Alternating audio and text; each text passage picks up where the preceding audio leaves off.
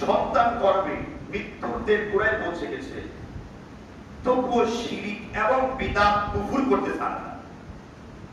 মহিলারা মনে করে চন্দ্র গ্রহণ হলে পরে এই সময় মাছ খাওয়া নিষেধ আছে, পেটে যেহেতু বাচ্চা আছে, এই সময় গরুর গোশত কাটা নিষেধ আছে, বিভিন্ন কিছু নিষেধ আছে।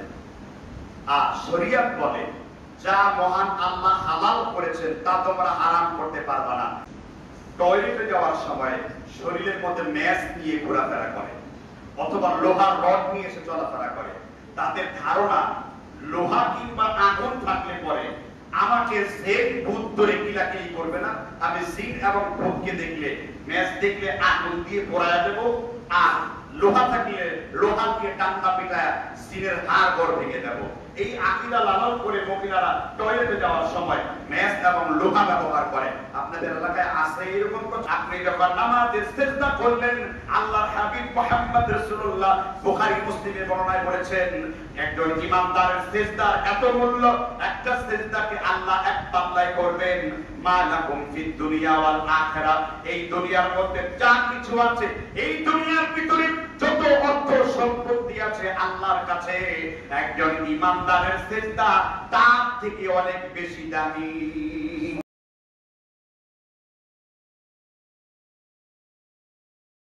ওষুধ না খেয়ে আল্লাহর প্রতি ভরসা করা যাবে না, ওষুধ খেয়েই ভরসা করতে হবে। কার প্রতি? আল্লাহ। তাহলে আল্লাহর হুকুম ছাড়া একটা গাছের পাতাও নড়ে না, এই কথা যেই মুরব্বী বলেছে, এই মুরব্বী এই কথা বলার দ্বারা সে আল্লাহর সাথে পুকুরিতে লিপ্ত হয়েছে, সে জাবারিয়া আকীদা গ্রহণ করেছে।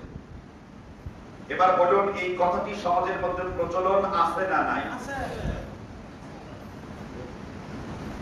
কয়েক বছর এত সূক্ষ্ম থেকে সূক্ষ্ম তো আমরা চিন্তা করি না। মুমিনগণ অত্যন্ত সতর্ক হয় তাওহীদের ব্যাপারে।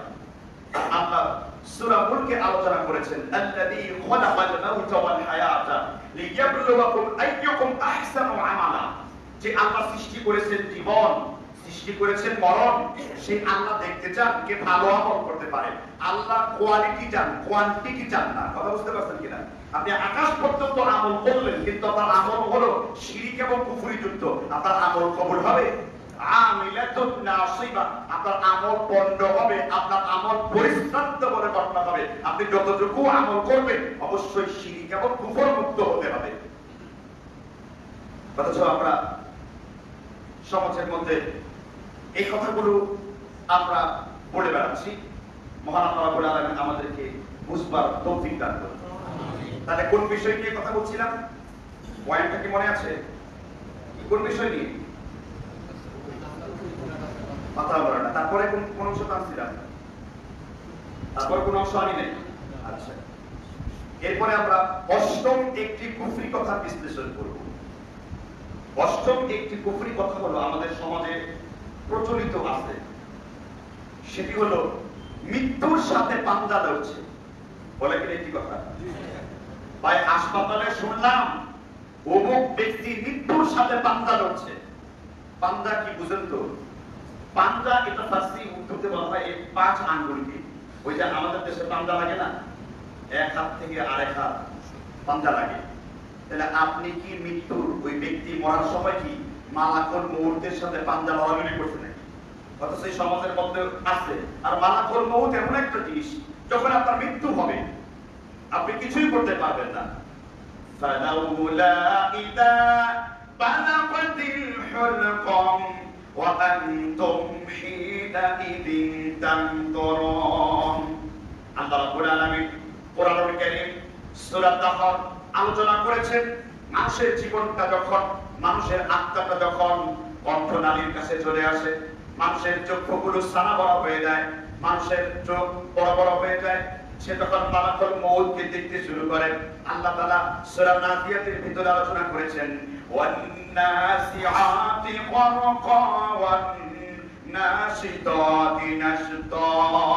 ওই ফেরেশতার কথা কসম, আমি আল্লাহর হুকুম পাওয়ার সাথে সাথে মালাকুল মউত মাছকে যেমন জাল দিয়েছে, কি মাছগুলোকে জালের মধ্যে আবদ্ধ করে ফেলে, একটা কুষ্টির ভিতরে শিক লাগায় যেমন পুস্তকে মানুষ আস্বাদন করে ফেলে, তদ্রুপভাবে মালাকুল মউত তার রূহগুলোকে টেনে একদম সাথে সাথে শরীর থেকে বিচ্ছিন্ন করে দেয়। এর নাম হলো মউত। আল্লাহ তাআলা কোরআনুল কারীমে সূরা নিসা 48 নম্বর আয়াতের ভিতরে আল্লাহ তাআলা বলেছেন, যখন আইনামা তাকুনু ইউদরিকুমুল মাউত ওয়ালাউ কুনতুম ফি বুরুজিন মুশাইয়াদা, যদি কারো মৃত্যু হয় আর মৃত্যু লেখা হয় লোহার তৈরি করা ঘরের ভিতরে, যদি কেউ থাকে মৃত্যুর হুকুম যদি সেখানে হয়, সাআতা ওয়ালা ইস্তাকদিমুন, 1 মিনিট আগেও আসবে না 1 মিনিট পরেও আসবে না, যেখানে যেই স্থানে তার মৃত্যু লেখা আছে আল্লাহর হুকুমে ওই ব্যক্তি ওই জায়গাতে দুনিয়া থেকে বিদায় নেবে, কারণ মৃত্যুটা কে নির্ধারণ করেছেন? আল্লাহ। সে মালাকুল মউতের সাথে পাঞ্জা লড়ার সময় তো পাবে না। সমাজে চলছে কোনো বাস নাই, কোনো বিচার নাই, সমাজের মধ্যে চলছে যে মৃত্যুর সাথে কি লড়ছে? পাঞ্জা লড়ছে। এই কথাগুলো বলার দ্বারা শিরকি কুফরি আছে না নাই? এইরকমই আরো কিছু কুফরি কর্মকাণ্ড আপনাদের ঘরে এবার খেয়াল করবেন। এখানে অনেক মানুষ রয়েছে যাদের স্ত্রী প্রেগনেন্ট আছে না? এই মহিলারা গর্ভবতী হওয়ার পরে তারা কিছু আকীদা বা বিশ্বাস লালন করে, সন্তান গর্ভে মৃত্যুর দের গোড়ায় পৌঁছে গেছে, তবুও শিরক এবং বিদআত কুফর করতে চান না। মহিলারা মনে করে চন্দ্র গ্রহণ হলে পরে এই সময় মাছ খাতা নিষেধ আছে, পেটে যেহেতু বাচ্চা আছে, এই সময় গরুর গোশত কাটা নিষেধ আছে, বিভিন্ন কিছু নিষেধ আছে।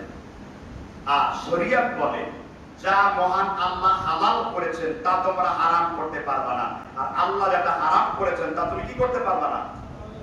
শরীয়তে তা বিধান দেওয়া হয়েছে, আর আপনি শরীয়তের বিধান কি ভায়োলেট করে আপনি সেখানে কি করছেন? আপনি একটি কুফরি, আপনি একটি আল্লাহর সাথে কুফরি লিপিবদ্ধ করে আপনি তার সাথে ব্যতিব্যস্ত হচ্ছেন। মহান আল্লাহ তাআলা আমাদেরকে হেফাজত করুন। মহিলাদের মধ্যে আরেকটা জিনিস রয়েছে, তারা দেখবেন বলে থাকে টয়লেটে যাওয়ার সময় শরীরের মধ্যে ম্যাচ নিয়ে ঘোরাফেরা করে অথবা লোহার রড নিয়ে এসে চলাফেরা করে। তাদের ধারণা লোহা কিংবা আগুন থাকলে পরে আমাকে জিন ভূত ধরে কিলাকিলি করবে না, আমি জিন এবং ভূতকে দেখলে ম্যাচ দেখলে আগুন দিয়ে পোড়ায় দেব, আর লোহা থাকলে লোহা দিয়ে টান্না পিটায় জিনের হাড় গড় ভেঙে দেব। এই আকীদা লালন করে মহিলারা টয়লেটে যাওয়ার সময় ম্যাচ এবং লোহা ব্যবহার করে। আপনাদের এলাকায় আছে এরকম প্রচলন? আচ্ছা, আগুন দিয়ে আপনি আগুন শেষ করতে চান? জিনের কিসের তৈরি? এর উত্তর দিয়েছেন আল্লাহ সূরা জিনের 15 নম্বর আয়াতে, ওয়া আম্মাল কাসিতুনা ফাকানু লিজাহান্নামা হাতাবা। আমি আল্লাহ তাআলা অনেক অবাধ্য জিনকে জাহান্নামের আগুনে জ্বালায় দিয়েছি, পুড়িয়ে দিয়েছি, কারণ আমি আদম সন্তানকে মাটি দ্বারা সৃষ্টি করেছি, আর জিনকে আমি আল্লাহ আগুন দিয়ে সৃষ্টি করেছি। ওয়া ইয কুলনা লিল মালাইকাতি ইসজুদু লি আদম ফাসাজাদু ইল্লা ইবলিস। আল্লাহ তাআলা আদমকে সৃষ্টি করলেন, আল্লাহ ইবলিস শয়তান সহ ফেরেশতাদেরকে বললেন আদমকে তোমরা সাজদা করো, সবাই সিজদা করলো, কে করলো না? ইবলিস শয়তান। আবা ওয়াস্তাকবার কানা মিনাল কাফিরিন, সে অহংকারী হয়ে গেল। এজন্য শয়তান যুক্তি আছে না নাই? এজন্য আমরা হলাম তাওহীদবাদী, শয়তান হলো যুক্তিবাদী। এই জন্য সেই মৌলবীরা যুক্তি দিয়ে কথা বলে, মূলত তারা শয়তানের পরিচালিত হয়ে কথা বলে। আমরা তাওহীদবাদী, আমরা যুক্তি দিয়ে প্রমাণ দিয়ে কোরআন হাদিসের বুরহান দিয়ে মানুষের সামনে দলিল উপস্থাপন করব। আর যারা শয়তান তারা মানুষকে যুক্তি দিয়ে কথা বলবে। এবার শয়তান আল্লাহকে যুক্তি দিল, আনা খায়রুম মিন, আমি এই আদম সন্তান থেকে শ্রেষ্ঠ, অখলাকতাহু মিন মিনান নারি ওয়া খালাকতাহু মিন তিন, আমাকে তুমি আগুন দ্বারা সৃষ্টি করেছো আর আদমকে তুমি মাটি দ্বারা সৃষ্টি করেছো। আগুন উপরের দিকে যায় আর মাটি নিচের দিকে যায়, সুতরাং উপর কি নিচকে কখনো চেষ্টা করতে পারে নাকি? এই জন্য আল্লাহ তাআলা মানুষের অহংকার দূর করে দেওয়ার জন্য আল্লাহ তাআলা আদমকে মাটি দিয়ে সৃষ্টি করেছেন। আর 5 ওয়াক্ত নামাজে আল্লাহ সিজদার বিধান তৈরি করে দিয়েছেন। তুমি যতই শক্তিশালী হও না কেন, তুমি এমপি হয়ে যাও না কেন, তুমি কোটি কোটি টাকার মালিক হয়ে যাও না কেন, আমি আল্লাহ রাব্বুল আলামিনকে সিজদা দিয়ে তুমি তোমার সব অহংকারকে মিটিয়ে দাও। এই জন্য কবি শায়ের সুন্দর করে লিখেছেন, আপনা হস্তি কো মিটা দে আগার কুছ মর্তবা চাহো, আপনা হস্তি কে মিটা দে আগার কুছ মর্তবা চাহো। আপনি যখন নামাজে সিজদা করলেন, আল্লাহর হাবিব মুহাম্মদ রাসূলুল্লাহ বুখারী মুসলিমে বর্ণনা করেছেন, একজন ইমানদারের সিজদার এত মূল্য, একটা সিজদাকে আল্লাহ এক পাল্লায় করবেন। মা লাকুম ফিদ দুনিয়া ওয়াল আখিরাহ, এই দুনিয়ার মধ্যে যা কিছু আছে, এই দুনিয়ার ভিতরে যত অর্থ সম্পত্তি আছে, আল্লাহর কাছে একজন ইমানদারের সিজদা তার থেকে অনেক বেশি দামি। মা লাকুম ফিদ দুনিয়া ওয়াল আখিরাহ, আপনি যত সিজদা করবেন তার থেকে বেশি ভ্যালু পাবেন হলো মুমিনের জন্য একটি সাজদা। অথচ তাওহীদ থেকে বের হয়েছে, সে কুফরি ইবলিস শয়তানের চিন্তায় অনুগামী হয়েছে, বাচ্চা পেটে নিয়েও শিরিক উপরে প্রতিযোগিতা লিপ্ত হয়েছে। এখন অলিম্পিক গেমস চলছে না, তাদের মধ্যে প্রতিযোগিতা লিপ্ত হয়েছে যে কে স্বর্ণের মেডেল পাবে শয়তানিতে আর কে রূপো মডেল লাভ করতে পারবে শয়তানিতে। মানে সন্তান পেটে আসার পরেও শিরিক কুফরির শয়তানি থেকে মহিলারা বাদ নাই। আর জিন শয়তান থেকে রক্ষার জন্য রাসূল দোয়া শিক্ষা দিয়েছেন, আউযু বিকালিমাতিল্লাহি তাম্মা মিন কুল্লি আইবিন লাম্মা। এই দোয়া শিখাবেন। সন্তান গর্ভে ধারণ করেছেন, আপনি এই দোয়াটা বেশি করে পড়ুন। আপনি সূরা ফালাক পড়ুন, সূরা নাস পড়ুন। ওয়া নুনাজ্জিলু মিনাল কুরআন মা হুয়া শিফা ওয়া রাহমাতুল লিল মুমিনিন, মুমিনদের জন্য কোরআন হলো শিফা। এই কুফরি কাজগুলো আপনাদের সমাজে বেশি না কম? বেশি। আপনারা মনে হয় ওয়াজগুলো শুধু মজার জন্য শুনেন, হিদায়াতের জন্য শুনেন না। উপরে যারা মা বলে এসেছেন, আশা করি এই কথাগুলো আপনারা বোঝার চেষ্টা করবেন।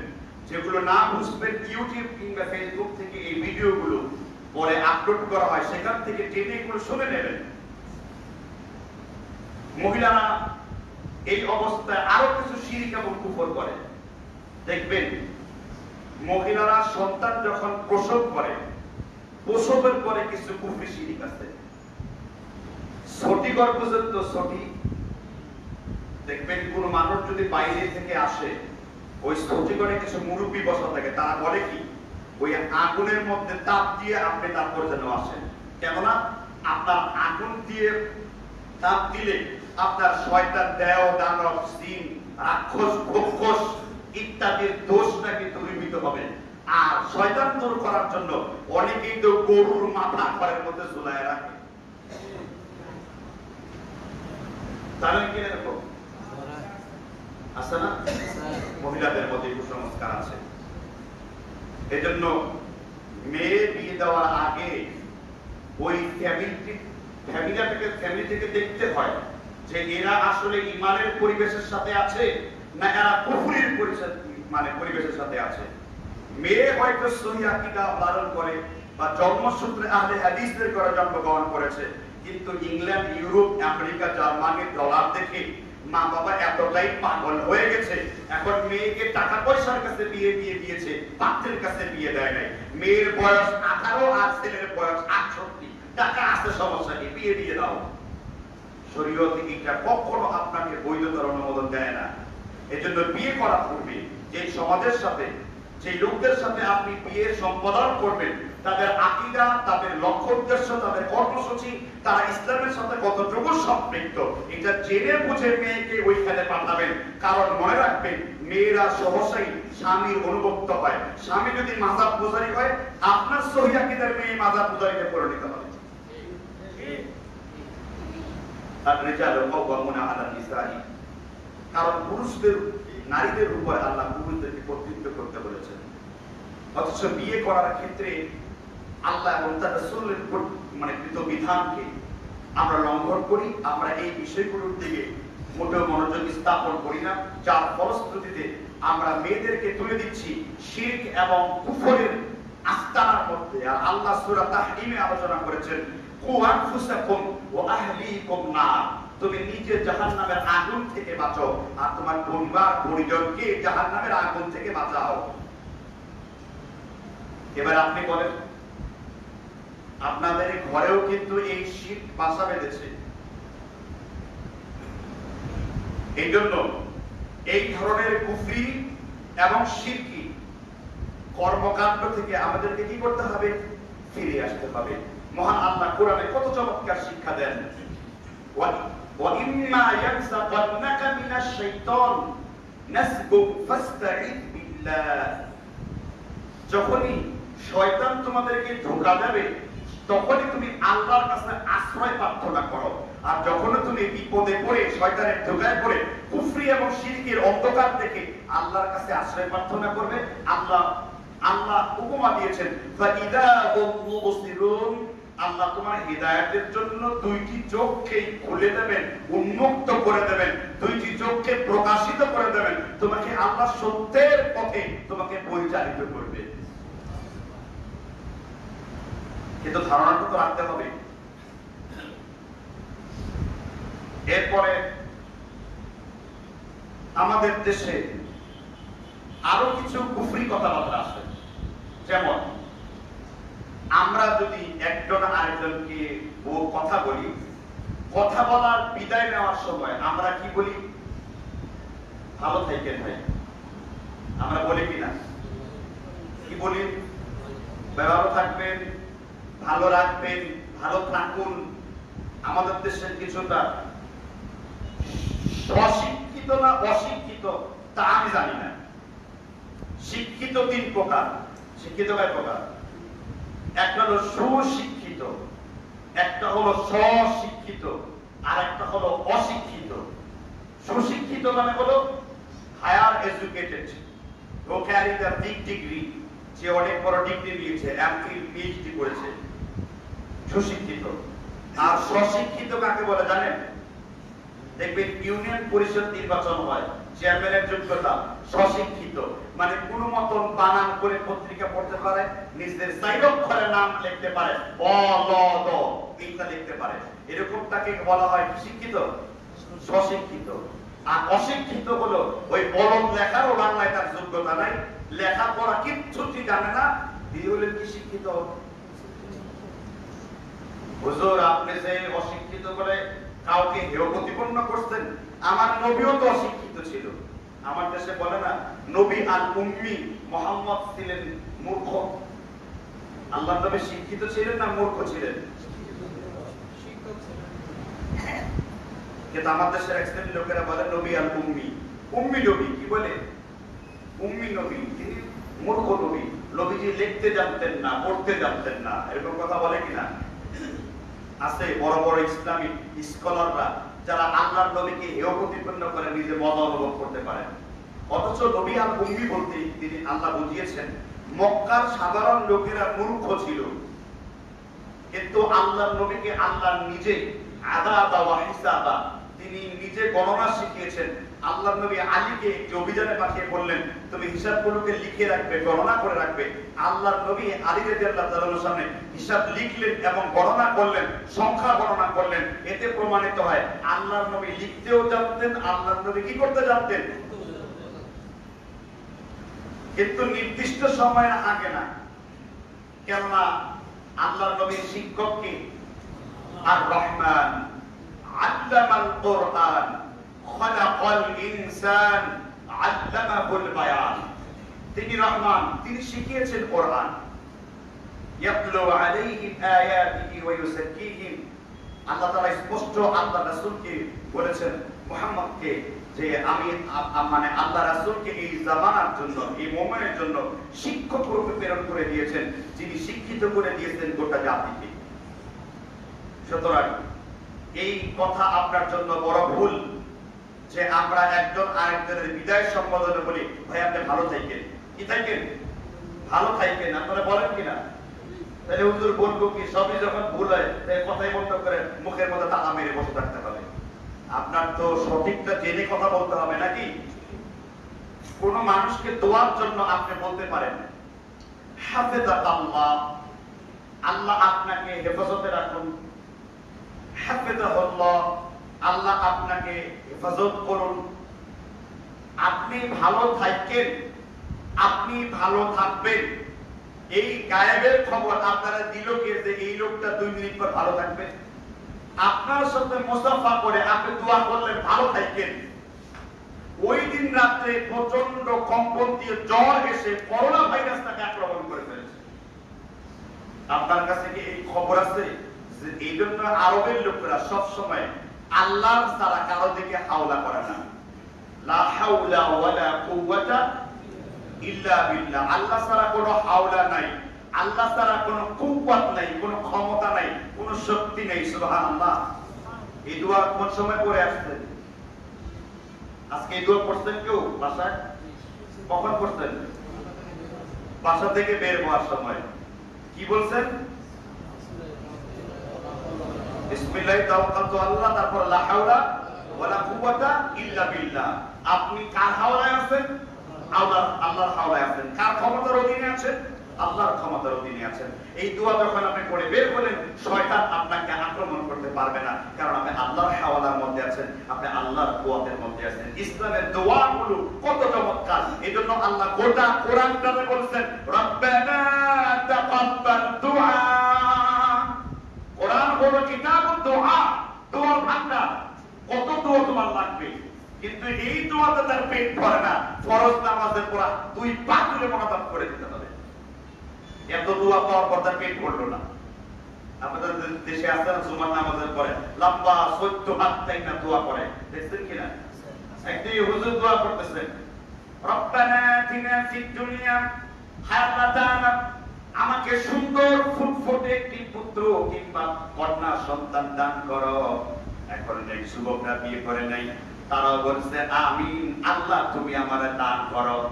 এখন বিবাহিত যুবক দোয়া করে আল্লাহর কাছে পুত্র সন্তান পাইল, অবিবাহিত যুবকরা মুনাজাতের ভিতর আমিন বলে তারা কোন সন্তান পাইল? কারণ তো তারা বিয়ে করে নাই, কিন্তু তারা ইমামের দোয়ার সাথে সাথে আমিন বলেছে যাতে তারাও পুত্র কিংবা কন্যা সন্তানের মালিক হয়। তাহলে এই দোয়া কি ভুল পথে নিয়ে গেছে কিনা বলুন? বিয়ে করবে ওই বেটা সন্তান পাবে কি করে? তাহলে সন্তান যখন হালাল পাবে না, ওইটা কি সন্তান হবে? ফরমালিন ছাড়া টাটকা, বাকিটা বলা গেল না। তাহলে এই উদ্ভট দোয়া আপনি কোথা থেকে শিখছেন? আর আসলে দোয়া আপনাকে শেষ করেছেন প্রত্যেকটা মুমিনকে দোয়া করতে হবে। মুমিনের সবথেকে বড় বর্ম হলো, অস্ত্র হলো দোয়া। রাসূল বলেছেন কেউ যদি নিয়মিত আল্লাহর কাছে দোয়া করে, রাযাকা হাইতু লা ইয়াহতাসিব, দোয়ার বরকতে আল্লাহ তাকে এমন এমন জায়গা থেকে রুটি দান করেন তা সে কল্পনাও করতে পারে না। মিন কুল্লি দিকিন ওয়া মাখরাজাও ওয়া মিন কুল্লি হাম্মিন, আল্লাহ তার অন্তরের সংকীর্ণতা দূর করে দেন, আল্লাহ তার মাথা থেকে চিন্তা দূর করে দেন। কিসের বরকতে? দোয়ার বরকতে। আপনি মুমিনের জন্য দোয়া করবেন। আরবের লোকেরা একজন আরেকজনের সাথে দেখা হলে আমরা যেমন গীবত মশগুল হাসি ঠাট্টায় দোয়া করি, আরবের লোকেরা একজন আরেকজনের সাথে দেখা হলে আগে 5 মিনিট আল্লাহর প্রশংসা করে, তারপরে তার হাবিব সাল্লাল্লাহু আলাইহি ওয়াসাল্লামের উপর দরুদ পড়ে, তারপর ওই লোকটার জন্য দোয়া করে, তারপর বিদায় দিয়ে কথা বলে। সুবহানাল্লাহ। আর আমাদের দেশের লোকেরা কোনো আদব রক্ষা করতে জানে না। তবে আরবের বদনাম করতে কিন্তু আমাদের মানে জিহ্বাটা আরবের বদনামের জন্য আমরা তৈরি করেছি। আরবের লোকদের বদনাম করা হয়, মক্কার লোকদের বদনাম করা হয়, মদিনার লোকদের বদনাম করা হয়। আসলে মক্কা মদিনার ভালো জিনিসটাকে দেখা হয় না। এখনো পর্যন্ত মক্কা মদিনার লোকেরা আমাদের থেকে বহু ভালো আছে, কারণ সেইখানে মদ খেলে শাস্তির বিধান আছে, জেনা করলে পাথর মারা আছে, দুর্রা মারা আছে, যাকাত না দিলে পিটিয়ে যাকাত আদায় করার বিধান আছে, চুরি করলে হাত কেটে দেওয়ার বিধান আছে। এই বিধানগুলো কোন জায়গায়? আল্লাহ তাআলা আমাদের বুঝবার তৌফিক দান করুন। তাহলে আমরা একজন আরেকজনকে কি বলবো? ভালো থাকেন ভাই। কি বলবো? আল্লাহ আপনাকে হেফাজতে রাখুন। যদি আরবিটা হাফেজাকাল্লাহ হাফেজাকাল্লাহ মুখস্থ নাও রাখতে পারেন, বাংলাটা মুখস্থ রাখবেন, বলবেন আল্লাহ আপনাকে হেফাজতে রাখুন, আল্লাহ আপনাকে ভালো রাখুন। কে ভালো রাখুন? কার সাথে সম্পর্ক জুড়ে কথা বলবেন? আল্লাহ সূরা বাকারায় আলোচনা করেছেন সিবগাতাল্লাহি মিনাল্লাহি সিবগা, হে ঈমানদারগণ তোমরা আল্লাহর রঙে রঙায়িত হও। সুবহানাল্লাহ। আল্লাহর রঙে কি হও? রঙায়িত হও। আল্লাহর রঙে রঙায়িত হওয়া ব্যাখ্যা করেছেন মুফাসসিরগণ, লাকাদ কানা লাকুম ফি রাসূলিল্লাহি উসওয়াতুন হাসানা, মানে তুমি তোমার নবীকে আদর্শ হিসেবে গ্রহণ করে নাও। সুবহানাল্লাহ। তো 9টি পয়েন্ট বললাম। পয়েন্ট নাম্বার 10, আমরা অনেকেই বলি একটি কথা, আল্লাহ লাগে ইল্লাহ লাগে। দেখবেন অনেক মুরব্বীরা কথা বলে, ভাই আপনি হুজুর আপনি উসিলা, হুজুর আপনি উসিলা, বলে কিনা? এটা ঠিক মূর্তি পূজারীদের নীতি। আল্লাহ নবী সূরা জুমার, কোন সূরা? মূর্তি পূজারীদের জিজ্ঞেস করেছেন তোমরা মূর্তিগুলোকে পূজা করো কেন? মূর্তি পূজারীরা আল্লাহর নবীকে উত্তর দিয়েছেন, তাদের কথাটাকে আল্লাহ নোট করে কোরআনে রেকর্ড করেছেন। মূর্তি পূজারীরা বলল, মা না'বুদুহুম ইল্লা, ও মুহাম্মদ প্রশ্ন করেছো মূর্তিগুলোর পূজা আমরা কেন করি? মুহাম্মদ সাল্লাল্লাহু আলাইহি সাল্লাম উত্তর দিল, মূর্তিগুলোর তো পূজা আমরা করি না, লিকাররিবুনা ইলাল্লাহি যুলফা, এই মূর্তিগুলো আমাদেরকে আল্লাহ পর্যন্ত পৌঁছায় দেয়। আমরা মূর্তির এই জন্য রাখি, মূর্তি আমাদের আল্লাহর সাথে একটা মাধ্যম তৈরি করে। কি তৈরি করে? দেখবেন আমরা কথায় কথায় বলি, হুজুর উসিলাও তো লাগে, আল্লাহও লাগে, ইল্লাহও লাগে। আমরা বলি না হুজুর উপরে আল্লাহ আর নিচে আপনি। আমরা এইসব কথাগুলো বলি কিনা? উপরে আল্লাহ, নিচে কি আপনি। আর আল্লাহর নবীর সামনে ইহুদি বলতেছেন, আনতা ইয়া রাসূলুল্লাহ, হে আল্লাহর নবী আপনি যদি না থাকতেন। আল্লাহ রাসূল চুপ করে, ইহুদি এখানে বসে পড়, তুমি বলো আল্লাহ যদি না থাকতেন, তুমি তো আমাকে আল্লাহর দরবারে আল্লাহর সমকক্ষ বানায় নিয়েছো। খুব সাবধান এসব কথা বলা করবে। আমরা উসিলা দিতে পারি, উসিলা দুই প্রকার, জায়েজ উসিলা, নাজায়েজ উসিলা, শিরকি উসিলা, তাওহীদি উসিলা। কোন উসিলা দেওয়া যাবে? যে উসিলা নেক আমল। আপনি বলতে পারেন যে আল্লাহ আমার ভালো কোনো আমল নাই, আমি আমার পিতামাতার খেদমত করি, আমার এই উসিলায় এই দোয়াটা কবুল করেন। এই উসিলা আপনার জন্য। মদিনায় বৃষ্টি নাই, দ্বিতীয় খলিফার নাম কি? ওমর রাদিয়াল্লাহু তাআলা আনহু, তাই না? বৃষ্টির জন্য দোয়া করাইছিলেন কাকে দিয়ে? আল্লাহর নবীর সাহাবা ওমর বললেন, হায় আল্লাহ তাআলা, আল্লাহর নবী আমাদের মধ্যে জীবিত নাই, কিন্তু আল্লাহর নবীর ছোট চাচা আব্বাস আমাদের ভিতরে জীবিত আছে। তিনি আব্বাসকে দোয়া করতে দিলেন। আব্বাস দোয়া করতে শুরু করেছে, আর আল্লাহ আকাশ থেকে অজর দ্বারায় বৃষ্টি প্রবাহিত হয়ে গেছে। ওমর বললেন, আব্বাস রাদিয়াল্লাহু তাআলা নেক আমলের উসিলায় তুমি আল্লাহ আমাদেরকে বৃষ্টি দাও। আল্লাহর সাথে সাথে বৃষ্টি নাযিল করে দিয়েছেন। তার মানে বোঝা গেল, কোন উপস্থিত ব্যক্তির নেক আমলের উসিলা দিয়ে দোয়া করা, কোন উপস্থিত ব্যক্তি নেক আমলের উসিলা দিয়ে দোয়া করা। আমাদের দেশে আরেকটা শিরকি বিদআতি বক্তারা বলে থাকে, আল্লাহ তাআলা আমার নামাজের, আমার ওয়াজের সওয়াবটুকু দয়ার নবী, মায়ার নবী তার কবর মুবারক পর্যন্ত পৌঁছাইয়া দাও। নবীর কবরে তোমার দোয়া পৌঁছাতে হবে কেন? তোমার দোয়া তো তার থেকে অনেক উপরের দিকে যাবে, ঠিক না ঠিক? এই ধরনের কথা তো আল্লাহ তার নবী তার সাহাবীদেরকে শিক্ষা দেননি। তাই আল্লাহও লাগে, ইল্লাহও লাগে, আর মুমিনদের শুধু কার লাগে? আল্লাহ শিখিয়ে দিচ্ছেন, ওয়ামাই ইয়াতাওয়াক্কালু আলাল্লাহ ফাহুয়া হাসবুহু, ঈমানদারদেরকে বলে দাও আমি আল্লাহই মুমিনের জন্য যথেষ্ট। এই উসিলার গোলক দাদা দিয়ে সমস্ত পীর মুরিদির জন্ম। যত পীর মুরিদি বাংলাদেশে জন্ম হয়েছে, মানে রশি আর কি যেন মোনাই টনাই নাই, বুঝতে পারছেন কিনা? রশিয়ার মনাই নাই, যত পীর আছে সবগুলো এই উসিলার গোলক দাদায় নামছে। আর আল্লাহ তাআলা আমাদেরকে বলেছেন ইয়্যাকা না'বুদু, কোন ভায়া মাধ্যম আছে? তোমারই কাছে আশ্রয় চাই, তোমারই ইবাদত করি। কি বলি না? অনন্ত অসীম প্রেমময় তুমি, বিচার দিনের স্বামী, যত গুণগান হে চির মহান, তোমারই অন্তর্যামী, ধুলোকে ভুলোকে সবারে ছাড়িয়া তোমারই চরণে করি লুটাইয়া। সুবহানাল্লাহ। সূরা ফাতিহার কাব্যিক অনুবাদ কবি নজরুল করে গিয়েছিলেন। সূরা ফাতিহার কাব্য অনুবাদ কে করতেন? কবি নজরুল। পুরোটা তিনি শেষ করতে পারেন নাই, তবে পুরোটা শেষ করতে পেরেছেন জামানার নজরুল শিল্পী মুহিব খান। তিনি 30 পারা কোরআনের কাব্যিক অনুবাদ করেছেন। সুবহানাল্লাহ, অনেক সুন্দর, আমি পড়েছি সেটা। তো এই জন্য আসেন আমরা আল্লাহর কাছে দোয়া করতে কোনো ভায়া মাধ্যমের দরকার নেই। আল্লাহ বলেছেন উদুরুনি, আমাকে তোমরা ডাকো। উদুরুনি, আমি আল্লাহকে তোমরা ডাকো। আস্তাজিব লাকুম, আমি তোমার ডাকে সাড়া দেব। নাহনু আকরাবু ইলাইহি, আমি তো আল্লাহ তোমার ঘাড়ের রগের নিকটবর্তী আছি। আল্লাহ ওয়ারিদ মানে হলো এই ঘাড়ের রগ, এই ঘাড়ের রগের নিকটবর্তী কে আছেন?